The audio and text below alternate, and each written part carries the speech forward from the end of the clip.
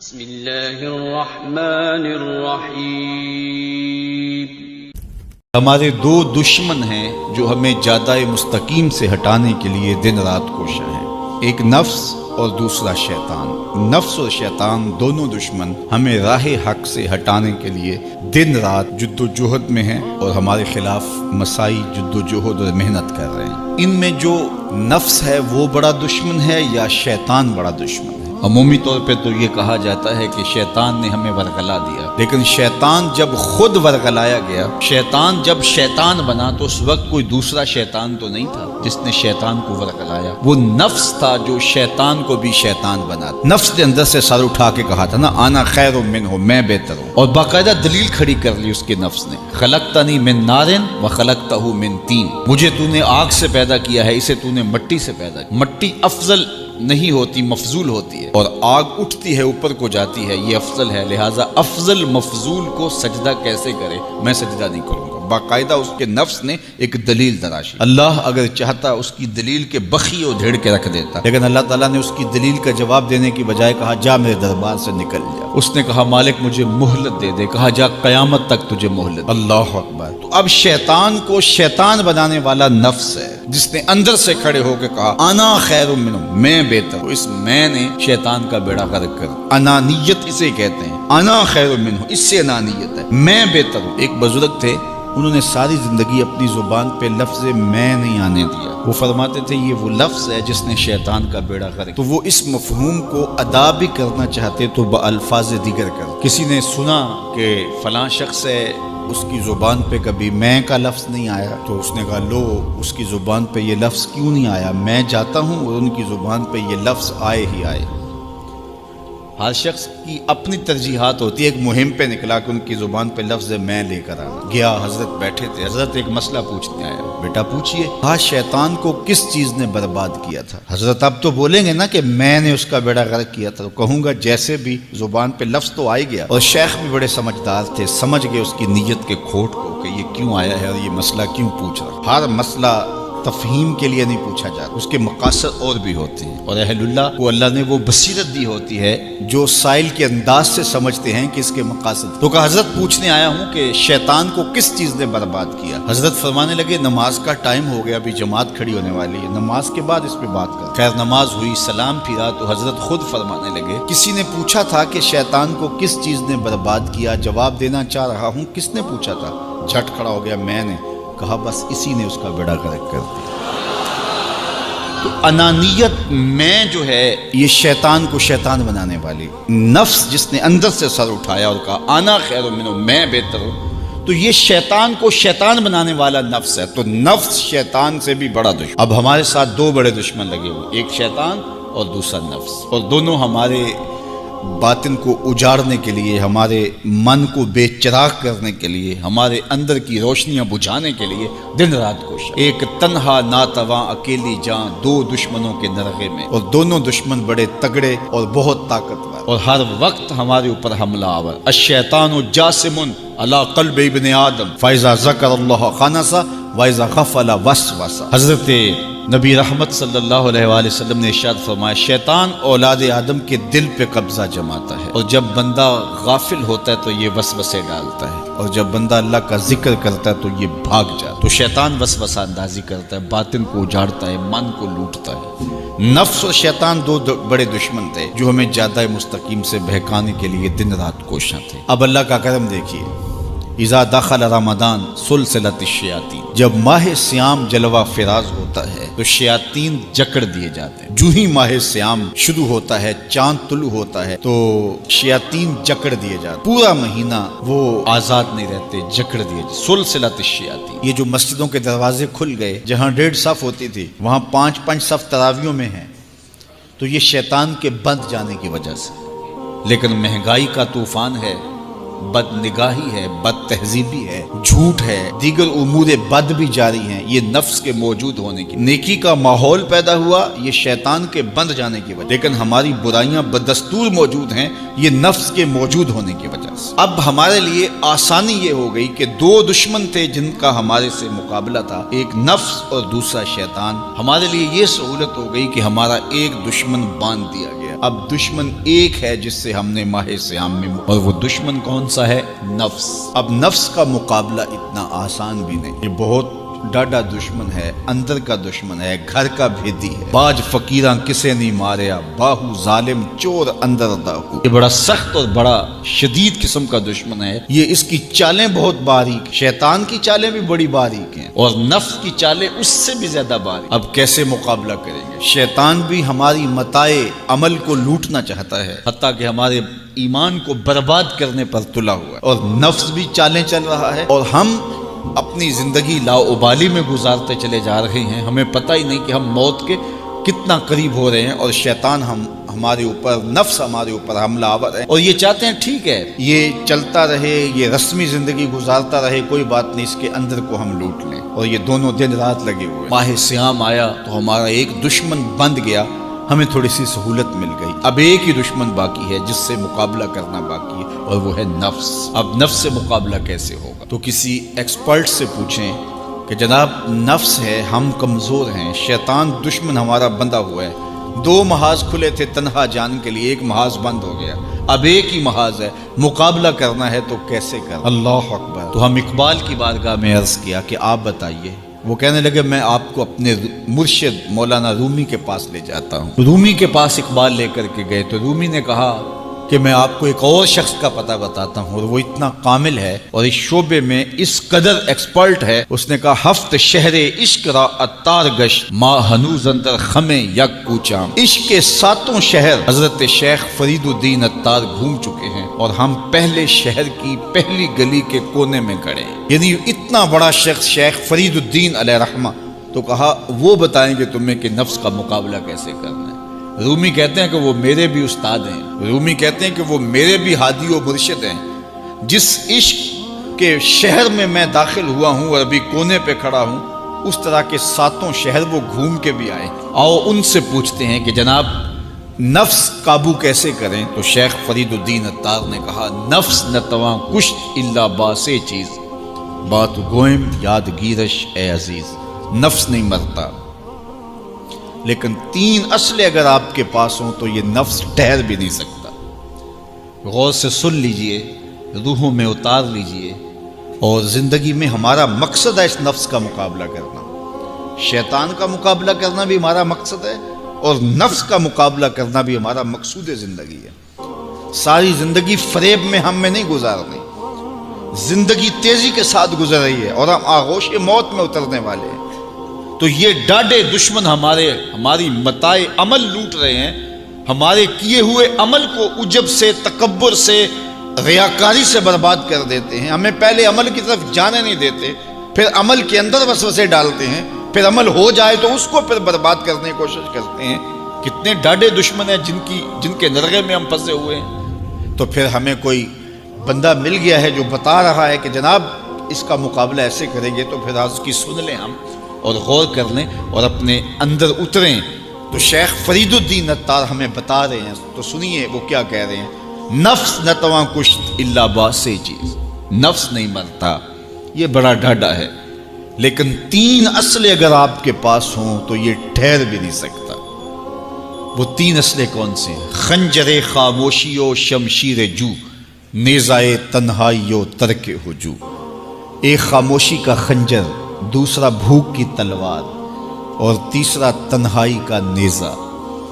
یہ تین اصلیں تمہارے پاس ہوں تو پھر نفس ٹھہر بھی نہیں سکتا۔ خاموشی کے خنجر سے نفس پہ وار کیا جا سکتا ہے۔ میرے اور آپ کے آقا و مولا نے فرمایا من سامتا نجا، جس نے خاموشی اختیار کی وہ نجات پا گیا۔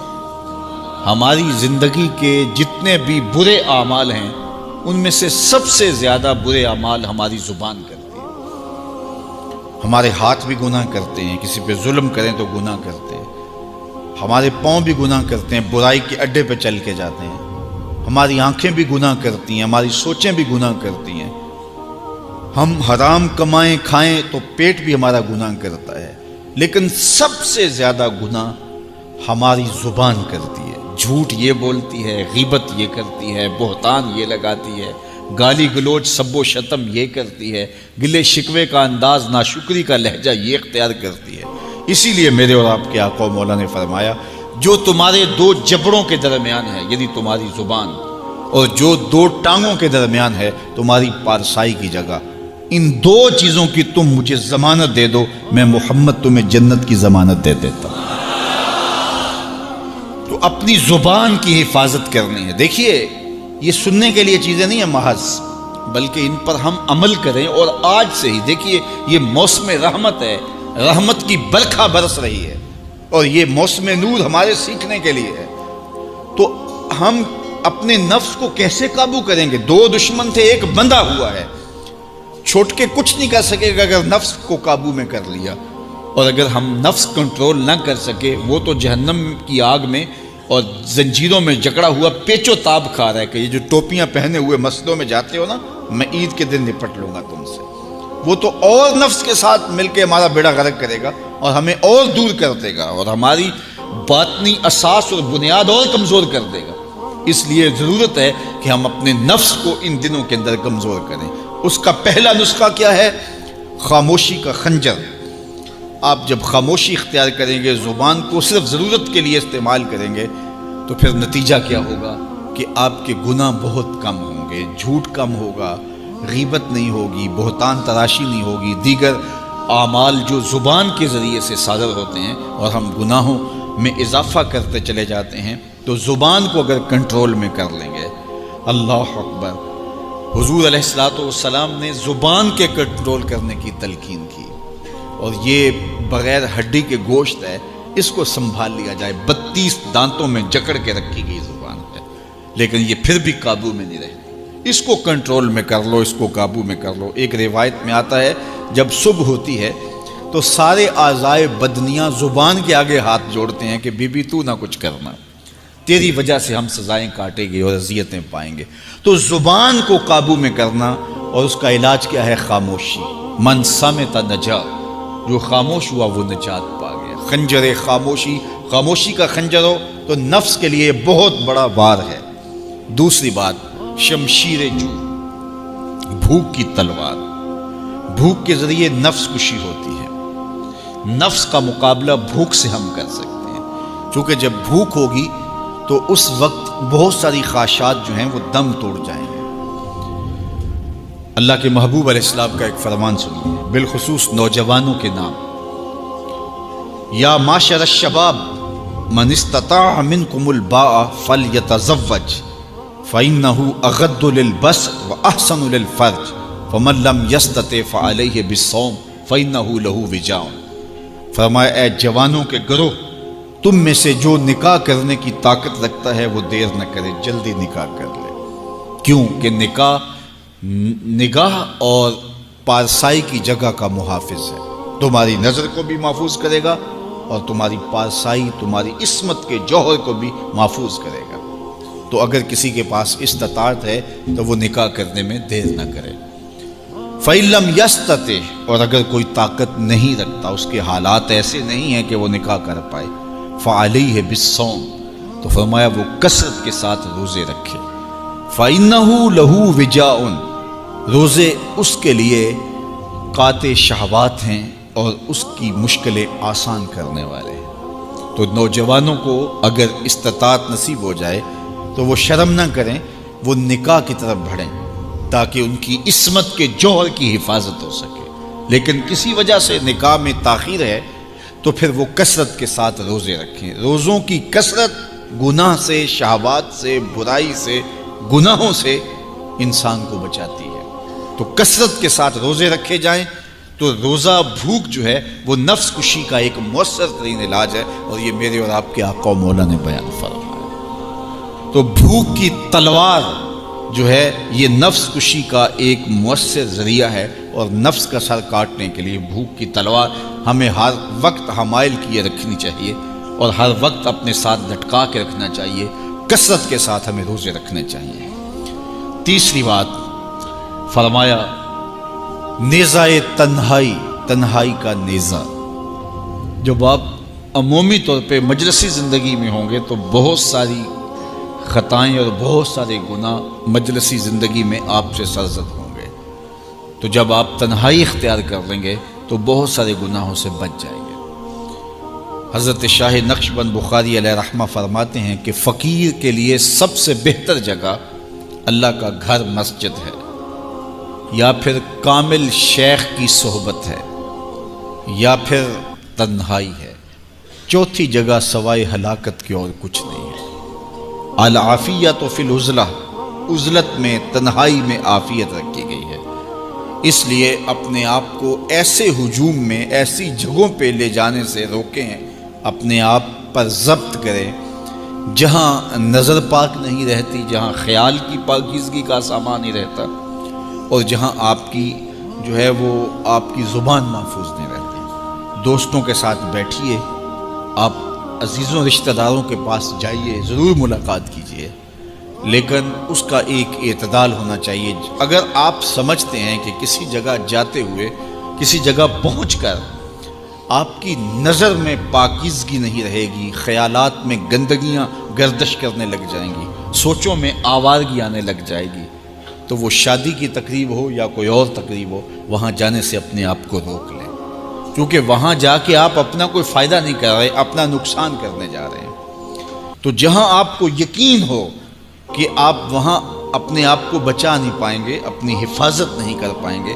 تو وہاں سے تنہائی بہتر ہے، وہاں سے عزلت بہتر ہے۔ تو یہ تین چیزیں ہم اگر کر لیں تو یہ نفس کشی کا ایک مؤثر ذریعہ ہے۔ اب ماہ سیام کے اندر اللہ تعالیٰ یہ تینوں چیزیں ہمیں نصیب کرتا ہے۔ ہم زیادہ بولتے نہیں ہیں، روزے سے ہوتے ہیں، بلکہ فرمایا اگر تم سے کوئی شخص بحثے، کوئی الجھے، کوئی لڑائی کرنا چاہے، بدتمیزی کرے، تو اس سے کہو انی صائم، میں روزہ رکھا ہوا ہے۔ اور اسی طرح بھوک تو میسر ہوتی ہی ہوتی ہے۔ اور تیسری بات کہ عزلت بھی میسر ہو جاتی ہے، اس میں آپ ذکر کے لیے، فکر کے لیے، روزے میں آپ تلاوت کلام مجید کے لیے تنہائی اختیار کرتے ہیں۔ تو گویا روزہ ایک ایسی تربیتی ورکشاپ ہے کہ جس کے ذریعے سے آپ کے نفس کی تہذیب ہو جاتی ہے۔ جب نفس قابو میں آ گیا، نفس کنٹرول میں آ گیا، نفس کو آپ نے کمزور کر لیا، تو شیطان چھٹ کے بھی کچھ نہیں کر سکے گا، کیونکہ شیطان ہمارے اوپر حملہ کرتا ہے نفس کے ذریعے سے۔ باہر کا دشمن ہے اور نفس اندر کا دشمن ہے۔ ہمارے دیہاتوں میں چوری ہو جائے نا تو بوڑھے بزرگ مل کے بیٹھ جاتے ہیں کہ بتاؤ چوری کیسے ہوئی، تو ایک نقطے پہ سارے متفق ہوتے ہیں، اور وہ نقطہ یہ ہوتا ہے کہ کوئی اندر کا بھیدی ضرور ہے۔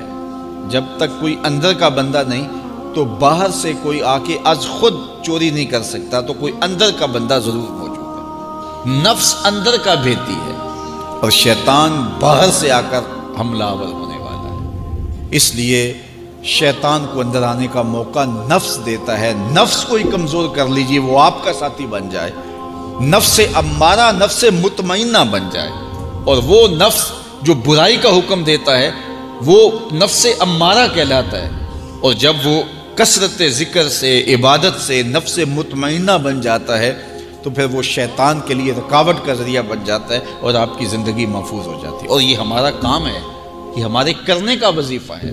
دیکھیے حضرت انسان کو اللہ نے اختیار دیا، زندگی دی، فہم دیا، ادراک دیا، گناہ کی قوتیں اور نیکی قوتیں ساری اس کے ساتھ لگی ہوئی ہیں۔ اس نے صرف ایک لا ابالی شخص کی طرح زندگی نہیں گزارنی کہ جو سامنے آ گیا کھا لیا اور جو زبان پہ آ گیا بول دی، ایسا نہیں ہے۔